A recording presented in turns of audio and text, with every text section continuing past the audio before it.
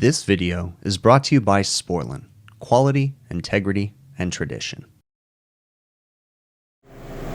Today we have a beer walk, and before everybody asks, these are booster fans that blow into tap heads on the other side of this wall.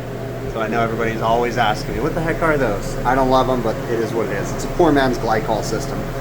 Okay, so this is a beer walk-in that's not working properly. We've got an active alarm, low superheat. Let's jump onto the roof and see what we can find. The coil's not iced up, so definitely need to start on the roof. All right, this is my beer walk-in condensing unit right here. Doesn't sound like it's running. So let me get the top and everything taken off and we'll dive into this. When I popped off the top, this is what I see. This fan motor is free spinning and this fan motor is locked up, has bearings. It's not hot. This one's not hot. That's not good. So we're definitely gonna have a bad condenser fan motor, but let's hope we don't have a bad compressor. All right, now what I'm doing is I'm bypassing the disconnect switch and going directly to the contactor. Power's coming out of the disconnect, coming into this guy. 207 volts, this is a 208 three-phase system. 210, line 2 to 3, and then line 1 to 3, 208. Okay? So, at this point, we need to put service gauges on it, and let's hope it's just off on high pressure.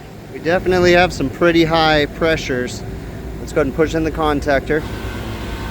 Yeah, it's gonna be a high pressure situation. So that one didn't turn on. So we're going to, more than likely, it's just still off on high pressure. So what I will do to reset the high pressure control, I purged my gauges already. We can equalize out low and high. That should reset the high pressure control. And I'm gonna go ahead and change that condenser fan motor, and then we'll watch the box operate after that. Getting these out can be kind of a challenge because you can't fit your drill in there. So what I do is a 1/4-inch ratchet wrench and then just take the bit off and then use it to do the bottom corner, knock it out that way. So I'm gonna replace this. I don't stock the OEM Heatcraft motors. The only one that I found that works is a 9721, so we're gonna put that on and go from there. That's what's already on this one, is a 9721. So it's a warm one today. It's 108 in the shade, 116 in the sun. Nice and warm. So just swapping out the motors and the blades, and then I just looked at my phone and there's 2 other emergency service calls. Lovely. Gotta love summertime, right? All right, let's see what happens here. See if it reset. Make sure these are closed. They are.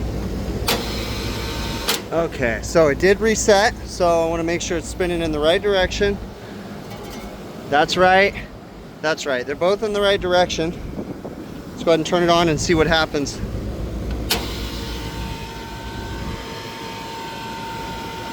Crazy pressures on startup, huh? Oh, it's pumping down, I think. Possibly. Let's see. Suction. Oh no, maybe not. It's just tired. All right, let's give it some time. I'm gonna let it run for a bit. It's pretty dang hot outside, so. Condenser looks like it could maybe use a little bit of a cleaning too, so. All right, we are running. I came down because my suction pressure is a little bit low, but it's slowly opening up the EXV. Let's see. Let's see what my refrigerant is. I can't remember what the refrigerant is in this system. It's 448A or 404. Let's see if I have it in here. I gotta go into box settings. Monitor, alarms, box settings.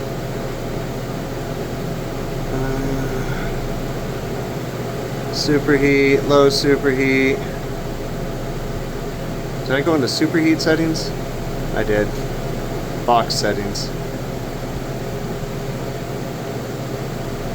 No, I don't want to enter service mode.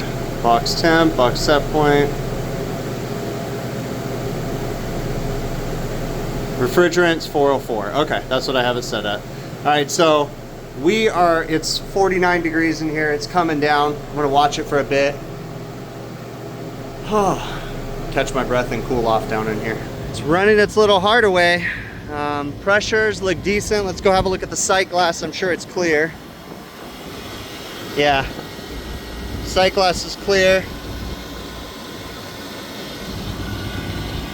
Compressor is running, but we need to clean that condenser this side. So this fan motor's been down for a while, and you can tell because half the condenser's dirty and half's not. You can kind of see that this side is all dirty over here and this side is not as dirty. So that's because that fan motor's been down for a while and it's just been limping along. So we need to clean this. I got to get some hoses up here. I had to run a hose all the way downstairs to the mop sink because this is busted. Look at this. Yeah, that's lovely. Told the manager to get that fixed. All right, this is a micro channel condenser. Can't use corrosive cleaners. The Viper aerosol can is perfect. It's the same thing as the Viper HD or the yellow Venom Pack. It's micro channel safe. It's not like super dirty, so I just wet it down, spray some of this in there, let it penetrate to the other side. It's important that you wet it down though, because in my opinion, it allows the coil to be lubricated so that way the cleaner can really flow through. So just get this stuff all up in there, and then we'll let it sit for a few minutes, and then we'll try to rinse it from the inside out if possible, because on these micro channels, this stuff goes right through. Like you can see it coming through the other side. So you don't want it to get into the motors and stuff, but you definitely want to put plenty of cleaner on there. That way it can really penetrate through. Crazy thing about this stuff is, look, you can see it like pulling the dirt out. Like, it's kind of crazy. But on a coil like this, where I don't got to clean everything on the roof, the other ones aren't as bad, just a can. I don't want to mix stuff for just this, so just use a can of this and it's perfect. And I'm pretty much tapping out this can right now. It was kind of half empty, so. Crazy though, huh? All right, so I'll let it sit and then rinse.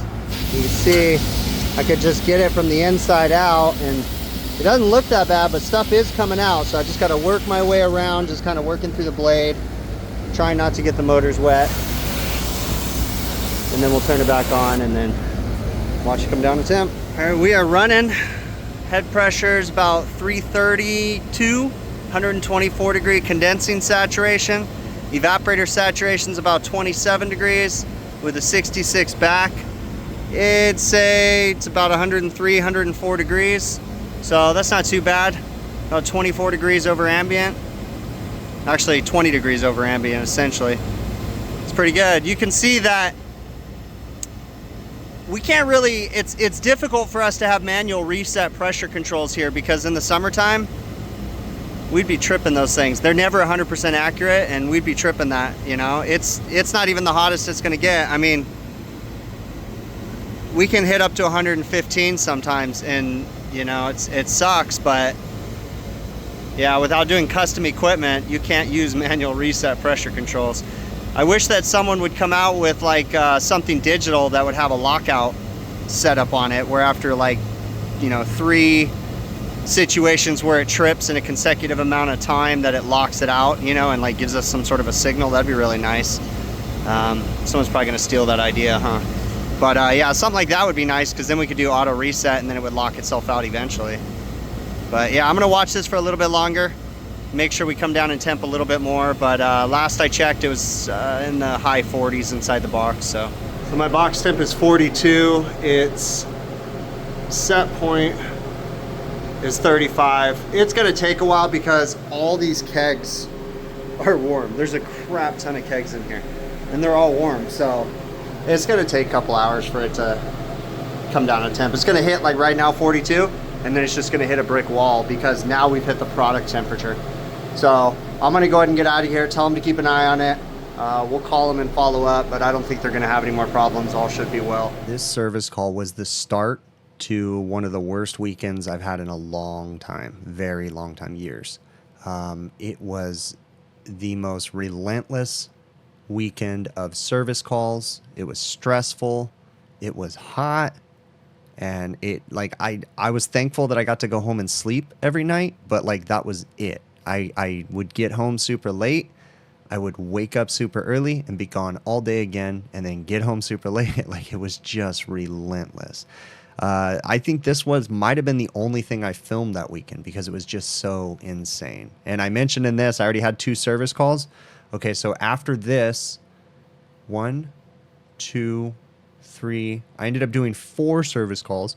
Then the next day, 4 or 5 service calls. Then the next day, 3 or 4 service calls. And mind you, when I do a service call, I'm not in and out in an hour, you know. I'm looking at the big picture, right? For the most part. There's a few things like it, you know, but I mean, you know, I'm cleaning, I'm checking everything. Like, it was just exhausting. And it just hadn't been like that in a long time. We've been pretty low key as far as our summers. I mean, we've had hot summers, but it's just, yeah, it was just insane. I'm still kind of recuperating, and this was like 2 weeks ago, and I'm still recuperating from it. Like, it was just overwhelming. It was crazy. But on this one, you know, just because I'm hurried, just because I'm in a hurry, just because it's hot, I try to remember to slow down and think about each call and focus on each call at a time. Okay. This one, we had a service call. The beer walk-in was warm. When I went up onto the roof, you know, while I was downstairs, I looked at the equipment. It had a low superheat warning, which these coils do that when the compressors aren't running. And it had no ice on the coil. That's the first thing I check.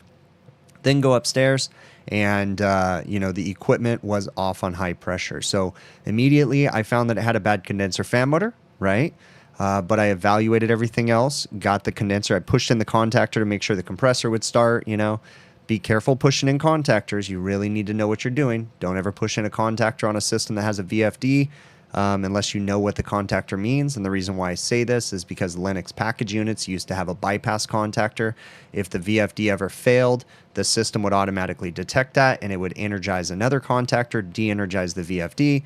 But if you pushed in the VFD contactor when the VFD was engaged, you'd essentially feed power backwards through the VFD, and then the drive would blow up. Okay, so you need to be very careful pushing in contactors. You really need to know what you're doing. Just don't go around just pushing things in, because things can go boom. Okay, so pushed in the contactor, made sure the compressor worked, then proceeded with changing the condenser fan motor. Once we got the condenser fan motor changed, then I also evaluated the system, found that it was running high head pressure, kind of had a dirty condenser. Now, in a perfect world, probably should have pulled both condenser fan motors out, right? Change the one and then clean the condenser first, but I didn't. Life happens. I'm not always perfect, right?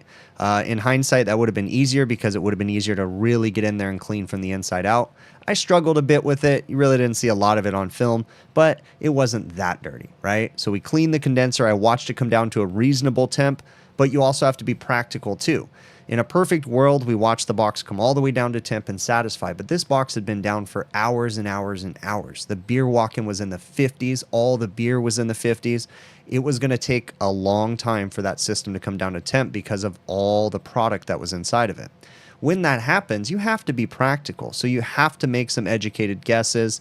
You have to know your equipment. And everything seemed like it was going to be okay. And I had a lot more service calls, so I felt comfortable leaving when the box temp was still at 42 degrees. But you got to make sure, you got to be able to know and judge it, right? Communicate with your service management. Let them know, you know, hey, this thing's at 42, but it's going to take a long time. I'm going to go ahead and leave. We'll follow up with the customer. We'll give them a call, you know. In my situation, I just told the customer, it is going to take hours. I'll call you tomorrow morning. It should be down to temp by then, no problem. It would have been down to temp like 3-4 hours later, but it's just going to take a long time to get all that beer.